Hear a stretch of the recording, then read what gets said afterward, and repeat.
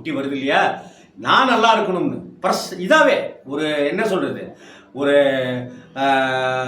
பிரதிபலன், பிரதி உபகாரம், பிரதிபலன் பார்த்தேன்.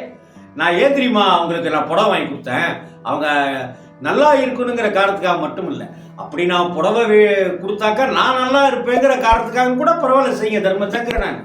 நீங்க எந்த காரணத்தோட செய்றீங்களோ தர்மம் செய்யுங்க தாய்மார்களே, தர்மம் செய்யுங்க புண்ணியவான்களே, உங்களுக்கு ரொம்ப புண்ணியமா போயிடும்.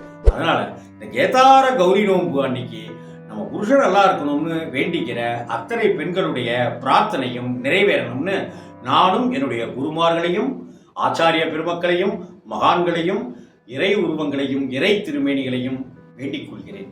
அதே போல நீங்களும் உங்களுக்காக மட்டுமின்றி உங்க தெருவில் யாராவது ஒருத்தர் நோய்வாய்ப்பட்டு படுத்திருப்பாங்க. ஒரு பெராலிட்டிக் அட்டாக் யாராவது ஒருத்தர் படுத்திருப்பாங்க, யாருக்காவது ஒருத்தர் ஹார்ட் அட்டாக் 2 தடவை பைபாஸ் பண்ணியிருப்பாங்க.